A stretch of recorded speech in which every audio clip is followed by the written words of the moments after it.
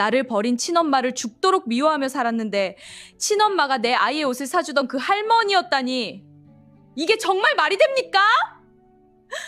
저는 아주 어린 시절 차가운 방 안에서 혼자 울던 기억이 선명합니다. 저를 낳아준 엄마는 가난이 지긋지긋하다며 짐을 싸서 나갔고 남겨진 저와 아버지는 끼니를 걱정해야 할 만큼 힘든 시간을 보냈습니다. 하지만 아버지는 저를 포기하지 않으셨습니다.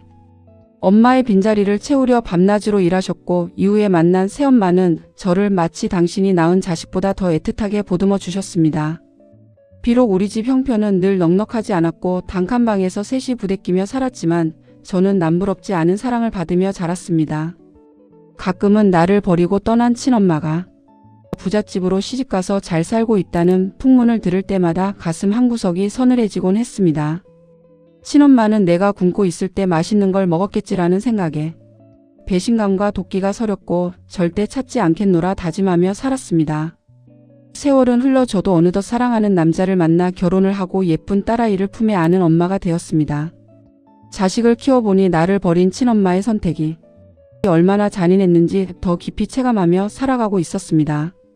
결혼 후 아이를 키우며 마음의 안정을 찾기 위해 다니기 시작한 교회에서 저는 한 인자한 할머니를 만났습니다. 그분은 교회 식당에서 봉사도 열심히 하시고 누구에게나 친절하신 분이었는데 유독 저와 제 아이에게 각별한 애정을 쏟으셨습니다. 처음에는 그저 손녀가 생각나서 그러시는 줄 알았습니다.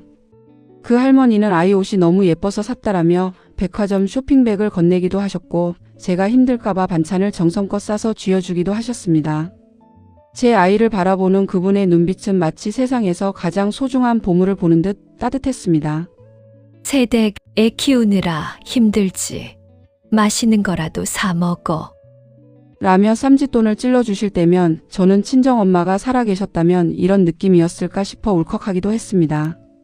새엄마도 그 할머니의 호의를 보며 참 좋은 분을 만났다며 기뻐하셨죠. 저에게 그 할머니는 삭막한 세상에서 만난 천사 같은 존재였습니다. 그런데 말입니다. 가끔은 이상한 위화감이 들 때가 있었습니다. 우리 형편에 비해 제가 대학을 다닐 때나 결혼할 때 아버지가 마련해 주신 돈이 생각보다 컸던 기억이 났기 때문입니다.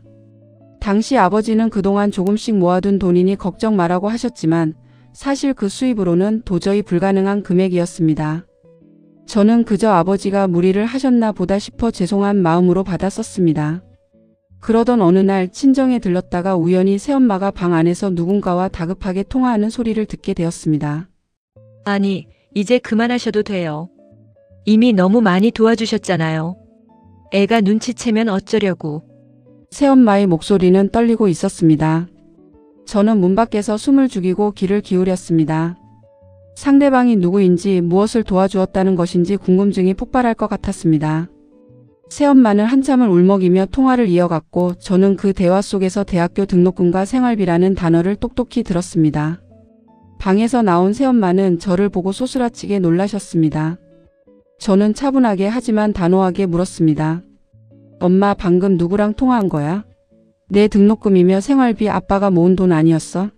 새엄마는 얼굴이 하얗게 질려 한동안 말을 잇지 못하시다가 결국 제 손을 붙잡고 주저앉아 모든 사실을 털어놓으셨습니다. 알고 보니 제가 만난 그 교회 할머니가 바로 저를 버리고 떠났던 친엄마였던 것입니다.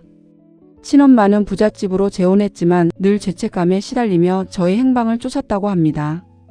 차마 제 앞에 나타날 용기는 없어서 제가 초등학생일 때부터 새엄마를 찾아와 무릎을 꿇고 빌었다고 하더군요.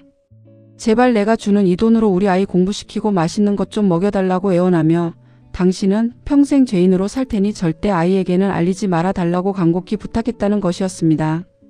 새엄마는 친엄마의 돈을 받지 않으려 했지만 너무나 가난했던 집안 형편에 제가 고생하는 것을 볼 수 없어 결국 그 손을 잡았다고 했습니다. 제가 대학을 졸업하고 결혼할 때까지 들어간 그 많은 돈들이 모두 친엄마의 속죄였던 셈입니다.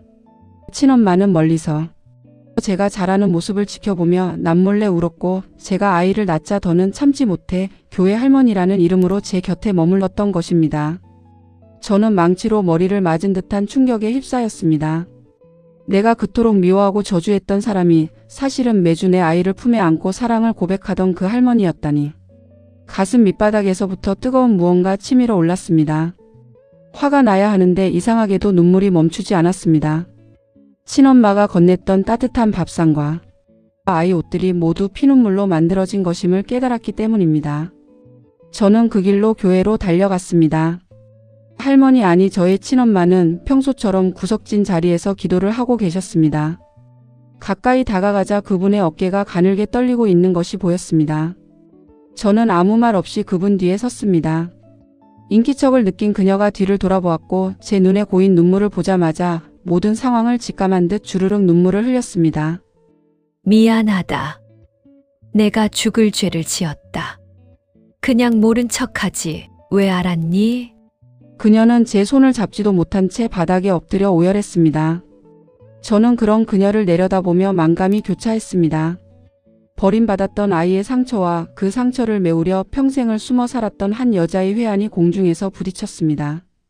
저는 그녀를 용서해야 할지 아니면 다시는 보지 말아야 할지 혼란스러웠지만 제 아이에게 그토록 다정했던 친엄마의 진심만큼은 부정할 수 없었습니다. 결국 저는 그녀의 손을 잡았습니다.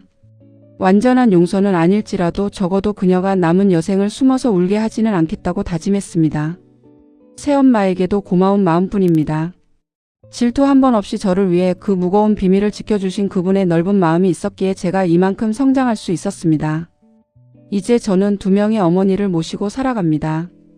한 분은 저를 낳고 속죄하며 살아온 분이고 한 분은 저를 가슴으로 길러주신 진정한 어머니입니다.